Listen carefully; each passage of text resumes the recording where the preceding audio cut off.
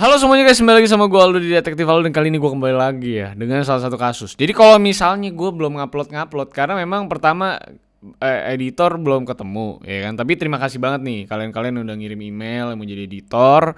Kalau memang ada yang cocok sama kriteria gue, tentunya akan gue balas. Tapi kalau enggak, mungkin gue nggak bisa balasin salah satu. Tapi intinya terima kasih yang udah melamar, tentunya dengan etika yang terbaik yang bisa kalian buat gitu ya. Tapi lagi-lagi hari ini yang mau gue buat videonya adalah soal bagaimana Rusia itu melakukan skandal atlet terbesar ya, yang memang terdeteksi di tahun 2014. Yang sebenarnya udah kejadian dari 70-an juga sih. Tapi memang menjadi menarik lagi setelah Olimpiade Tokyo ini, dimana lo kalau ngeliat Rusia itu namanya ROC. Jadi kalau lo lihat perolehan medali, misalnya Tokyo Olympics 2020, lo bakal lihat bahwa di peringkat kelima itu ada Rusia dengan nama ROC, alias namanya Russian Olympics Committee.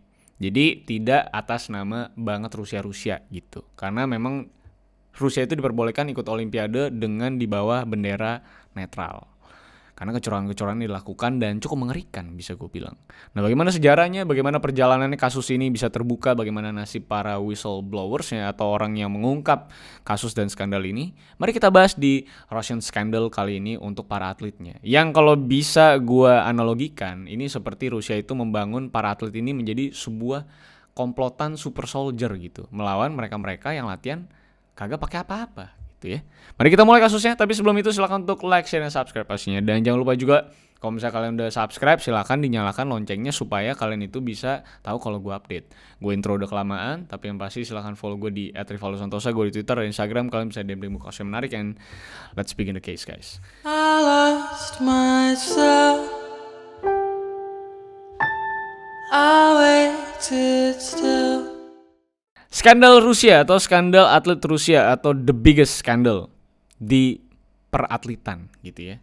Jadi kita tahu ya bahwa atlet-atlet Rusia tuh hampir cakep-cakep semua atletnya. Lu kalau lihat kayak gue tuh sering tuh kalau malam-malam lagi iseng itu ngeliatin atlet-atlet cewek lompat tinggi di Rusia. Ya ampun, bidadari yang biasa keluar dari sumur siang-siang tiba-tiba pas kita aus ternyata Fata Morgana, guys. Tapi intinya memang Rusia ini punya banyak atlet yang bisa dibilang super power. Karena memang banyak banget dari mereka yang berhasil menangin banyak medali emas di beberapa olimpiade belakangan.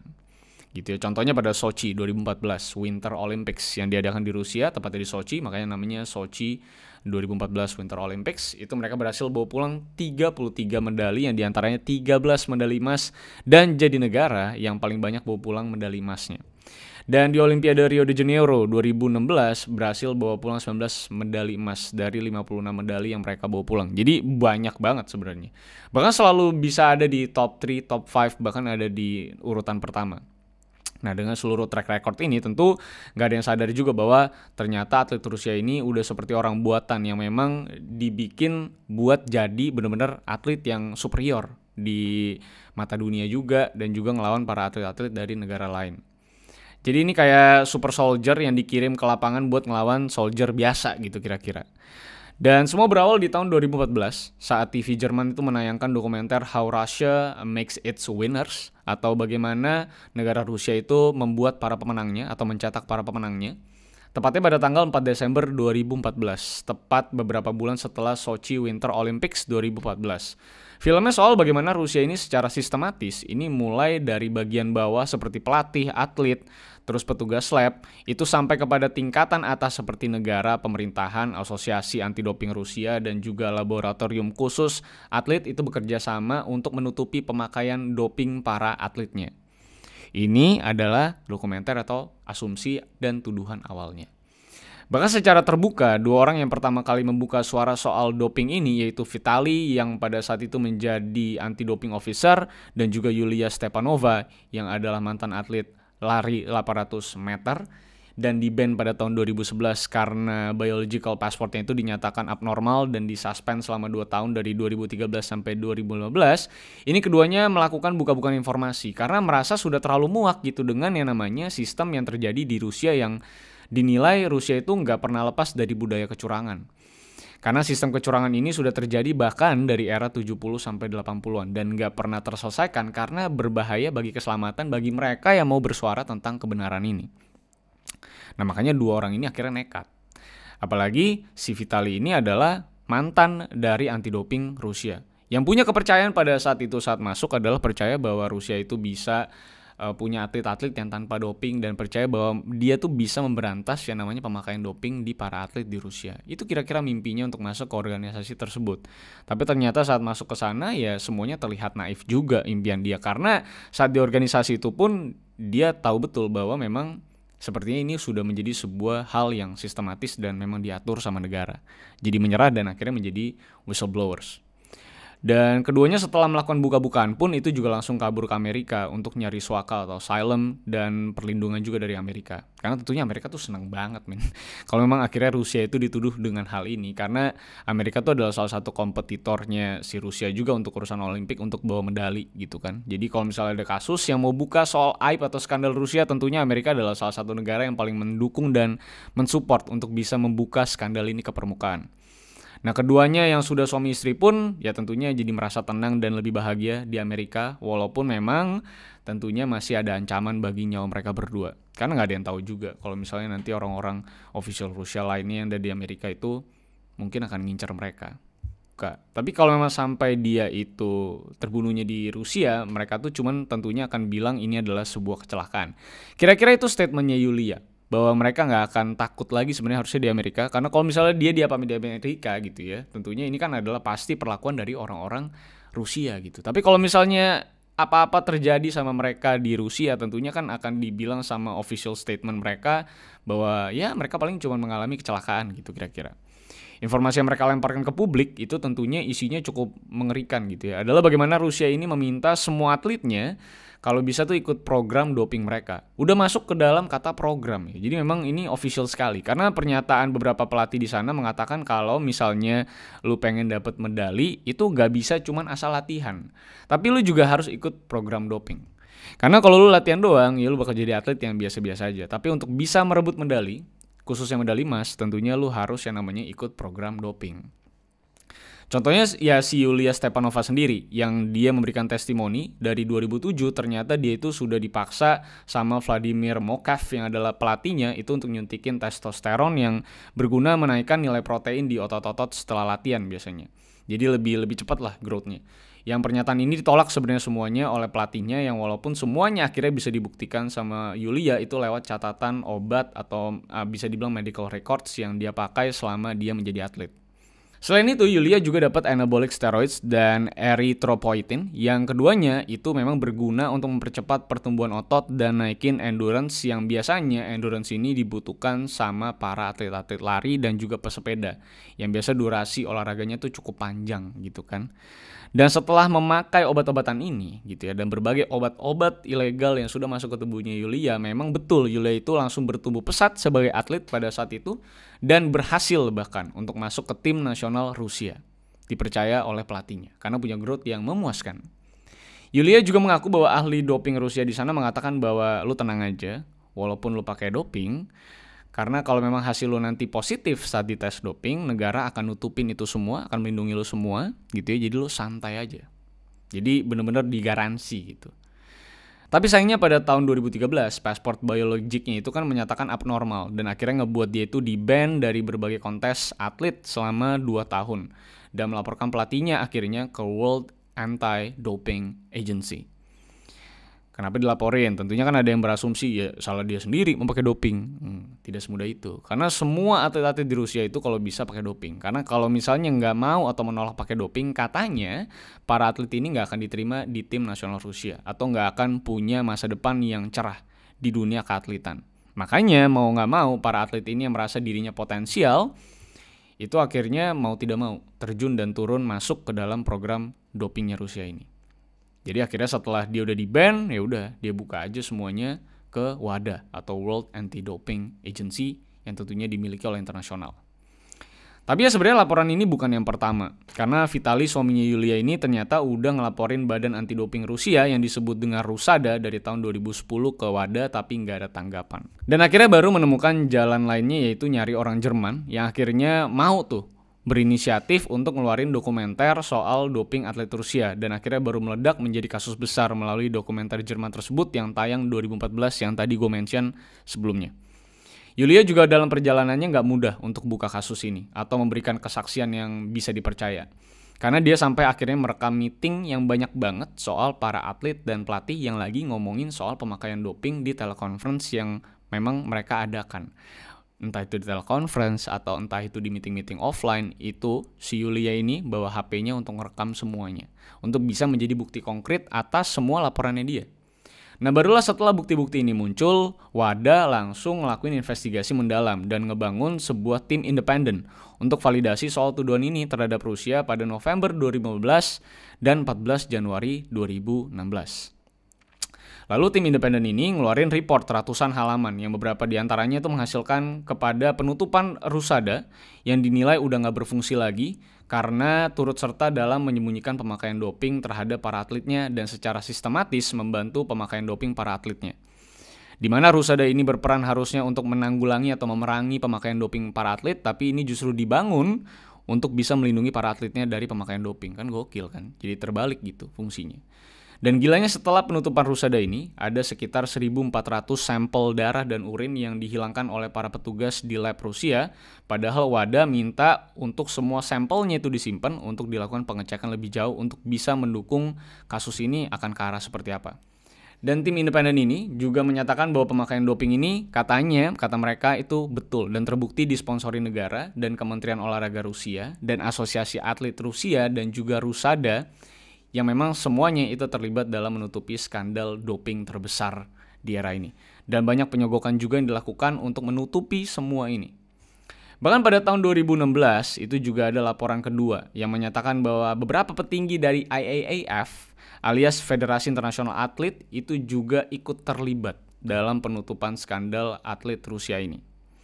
Dan bahkan mengancam para atlet yang gak mau ikut program doping ini bakal dilarang selamanya untuk ikut berkompetisi. Alias ada beberapa orang di Rusia, gua nggak tahu kan ya siapa, itu menyogok petinggi-petinggi dari Federasi Internasional Atlet atau IAAF. Jadi memang betul-betul para petinggi yang di luar negeri itu yang internasional harusnya juga memantau kondisi dan keadaan para anti-doping agency di seluruh dunia itu justru disogok untuk bisa menutupi seluruh skandal-skandal ini. Gitu. Lalu pada bulan Mei 2016 skandal ini semakin terang saat Grigori Rodchenkov, mantan ketua laboratorium atlet yang ikut buka suara akhirnya dan kabur dari Rusia yang mengaku soal 2014 Sochi Winter Olympics isinya itu benar-benar settingan negara untuk kampanye pemakaian doping untuk para atletnya. Kampanye dalam konteks ini tuh bisa dibilang adalah sebuah gerakan masif dari negara untuk maksa para atlet ini pakai doping. Perspektifnya adalah karena Sochi Winter Olympics ini ada di Rusia, sehingga Rusia menjadi tuan rumah bagi Olimpiade ini.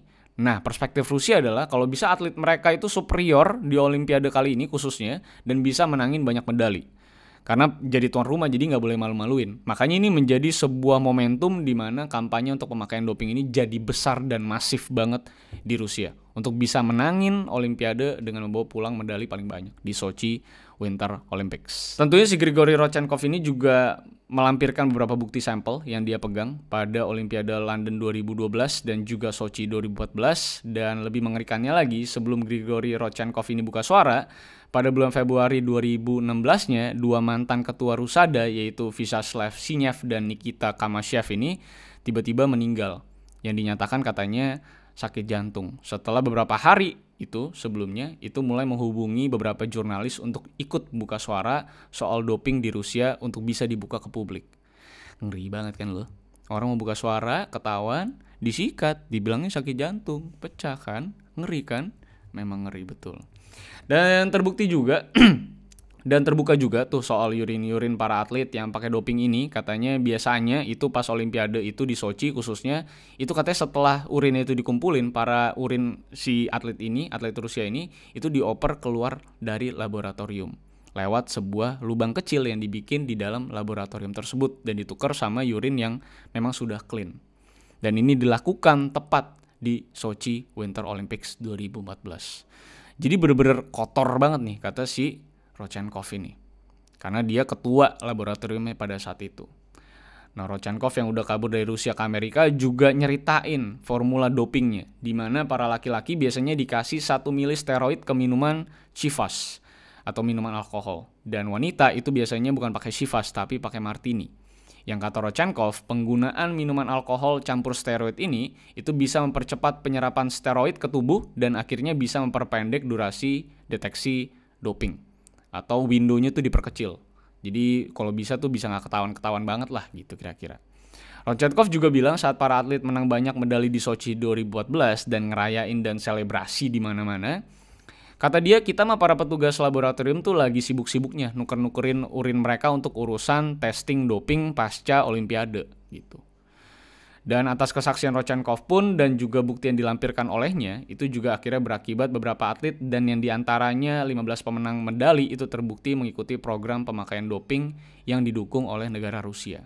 Bahkan Rodchenkov juga turut jadi narasumber dari dokumenter Icarus yang ada di Netflix. Kalau lo menonton di Netflix ada sebuah dokumenter namanya Icarus tuh. Yang di dalam dokumenter tersebut itu isinya ngasih tahu mekanisme dan cara memakai doping dengan benar dan menyembunyikan hasilnya dan memanipulasi juga hasil dari tes urin lo untuk tes dopingnya. Dan pada 1 November 2017, Pesky Alexander Lerkoy dan juga Evgeny Belov itu juga di-ban dari Olimpiade seumur hidup alias mati karir ya. Itu berapa atlet besarnya Rusia tuh. Dan juga ada 43 atlet lainnya yang di-ban seumur hidup dan juga harus mengembalikan 13 medali Olimpiade yang dimana katanya si Putin ini sempat nggak mau balikin dan malah melakukan investigasi internal dan secara mendalam juga untuk bisa membuktikan tuduhan ini. Bahwa tuduhan ini adalah totally salah. Dan pada 6 Februari 2018 ada 28 dari 43 atlet yang dituduh tadi menggunakan doping dan dituntut seumur hidup, itu akhirnya tuntutan seumur hidupnya itu ditangguhkan karena kurangnya bukti langsung atas tuduhan-tuduhan ini. Yang tentunya mungkin adalah usaha Rusia untuk memperkecil dampaknya gitu ya kepada atletnya. Dan pada 2019 lah atas dasar semua bukti ini, WADA memberikan penalti kepada Rusia tidak bisa menjadi tuan rumah untuk festival olahraga besar apapun selama 4 tahun. Dan gak bisa jadi tuan rumah untuk Olimpiade 2032 dan juga Paralimpik walaupun sudah 4 tahun lewat. Bendera Rusia juga gak bisa dikibarkan di acara-acara besar olahraga selama 4 tahun lamanya dan para atletnya hanya bisa ikut berkompetisi di bawah bendera netral yang dipercaya sama Federasi Dunia. Dan semua acara festival olahraga yang akan diadakan di Rusia harus dipindahkan ke negara lain kecuali memang itu ilegal ataupun memang gak mungkin dilakukan pemindahan. Dan karena inilah Rusia itu dikeluarin dari Olimpiade Tokyo karena memanipulasi data tes doping dan dipercaya bahwa atlet-atlet mereka itu semuanya pakai doping dan didukung secara sistematis oleh negara.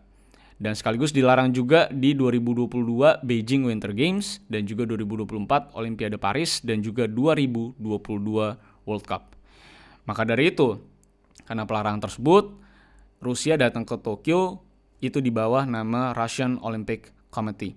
Walaupun ROC ini tetap berhasil bawa pulang 58 medali dengan 16 medali emas yang diantaranya. Walaupun memang banyak juga orang yang tetap meragukan dan mempertanyakan soal kebersihan para atlet Rusia ini yang sepertinya secara bukti-bukti itu didukung penuh oleh Rusia untuk memakai doping untuk bisa memenangkan Olimpiade. Dan dengan terbukanya skandal ini sebetulnya banyak negara yang katanya mungkin ada yang melakukan ini tapi belum terbuka juga ke publik yang tentunya nggak akan bisa terbuka sebelum ada orang-orang yang berani seperti Yulia dan kawan-kawan yang berani jadi whistleblower dari sebuah skandal besar. Karena hitungannya negara itu ngeri banget dan gue salut aja sih mereka berdua dari Rusia yang tahu negaranya seperti apa itu berani jadi whistleblower. Untungnya aja Amerika mau ngasih mereka suaka untuk sementara gitu ya untuk perlindungan mereka. Walaupun Yulia sendiri dibilang sebagai Judas oleh Putin. Kalau nggak ada yang tahu Judas itu kalau dalam kitab sucinya Kristiani ya, umat gue gitu, itu adalah seorang pengkhianat yang menjual tuannya sendiri lah bisa dibilang. Untuk beberapa logam uang gitu kan. Dan memang Putin merasa bahwa dia tuh dihianati banget gitu ya sama si Yulia. Dan rasanya Yulia ini adalah memang orang yang mengkhianati negara dan nama baik negara juga. Dan dituduh oleh pengacara atlet Rusia itu sebagai orang yang menjadikan kasus ini sebagai pendorong finansial untuk dirinya sendiri. Dan juga dibilang oleh beberapa anggota DPR sebagai orang yang delusional. Dan gak mungkin juga, kata anggota DPR ini tuh, gak mungkin juga Putin itu ikut mendukung acara ini dan nawar-nawarin gitu orang suruh pakai doping gitu kan, nggak mungkin kata dia. Dan sekarang juga bukan Uni Soviet, jadi kalau lu mau laporin soal ini harusnya lu laporin secara internal. Kan banyak kasus-kasus korupsi yang udah dikupas sama Rusia, kata dia begitu. Kan ini masalah skandal atlet ya, nama baik gitu kan. Kan berbeda sekali dengan kasus korupsi. Ini dua hal yang sangat-sangat berbeda gitu. Jadi harusnya nggak bisa dikomparasi seperti itu. Tapi tentunya mereka-mereka ini harus tetap melindungi nama baik Putin dan juga nama baik Rusia. Makanya mereka sangat-sangat benci sekali dengan Yulia gitu. Bahkan kasihannya juga Yulia ini bukan hanya dituduh sebagai pengkhianat dan juga pembuat para atlet Rusia itu jadi nggak bisa berkompetisi lagi gitu ya. Tapi ya penduduk-penduduknya juga banyak banget yang benci gitu sama Yulia karena dirasa Yulia ini menginjak-injak harkat dan martabat para atlet di Rusia yang sudah terkenal superpower dan seringkali menang medali emas dan bisa menjadi peraih medali paling banyak di setiap olimpiade gitu. Padahal Yulia itu cuma ingin bersuara gitu ya, ingin bersuara soal keresahan dia. Bagaimana dia tuh nggak suka dipaksa untuk pakai doping. Nah itulah kasus yang menurut gue cukup teknis, cukup statistik gitu. Tapi menurut gue menarik sekali sih untuk lihat bagaimana skandal besar seperti ini akhirnya bisa terbuka karena dua orang gitu. Yang memang berangkat dari sebuah keresahan dan kemuakan dia aja atas sebuah tirani yang mengerikan bagi mereka. Untuk maksa mereka itu pakai doping. Karena bagi atlet ini ya perspektifnya adalah kalau lu pakai doping dan terus lu menang tuh sebenarnya nggak ada rasa kebanggaan sama sekali karena anggapannya lu udah punya badan yang benar-benar di enhancement gitu kayak robot terus ngelawan orang yang latihan biasa dan nggak pakai apapun kandungan-kandungan ilegal yang dilarang sama olimpiade gitu. Jadi kan nggak ada rasa kebanggaannya dan itu yang dirasakan sama Yulia makanya dia mau buka suara. Apalagi akhirnya dia ketahuan itu juga karena pelatihnya dan dia di-ban selama 2 tahun untuk nggak bisa ikut olimpiade. Itu dia. Dan bahkan si suaminya aja juga muak gitu ya. Dari yang percaya bahwa dia bisa memperbaiki urusan doping di Rusia akhirnya juga jadi skeptis sama hal tersebut. Dan akhirnya ikut buka suara dan coba yang namanya membuktikan seluruh kegilaan dilakukan sama Rusia gitu. Tapi tentunya kalian punya asumsi sendiri, punya pendapat sendiri. Gue hanya membacakan apapun yang gue baca dan gue riset. Jadi kalau misalnya kalian ada pendapat sendiri, kalian boleh tulis komentar dan mari kita berdiskusi guys. Jadi itulah dia skandal Rusia. Semoga menarik dan memberikan kalian pencerahan gitu ya terkait apa yang terjadi di Olimpiade. Nanti mungkin gue akan bahas beberapa figur yang melakukan tes anti doping dan memanipulasinya gitu. Salah satunya adalah Lance Armstrong yang menang di Tour de France, juara dunia dan ternyata dibaliknya ada skandal yang besar banget gitu ya. So thank you semua yang sudah nonton sampai akhir. Silahkan like, share, dan subscribe. Follow gue di @rivalsantosa. Gue di Twitter dan di Instagram. Kalian bisa DM gue kasih menarik. And see you on the next case guys. I lost myself. I waited still for a glimmer to arrive.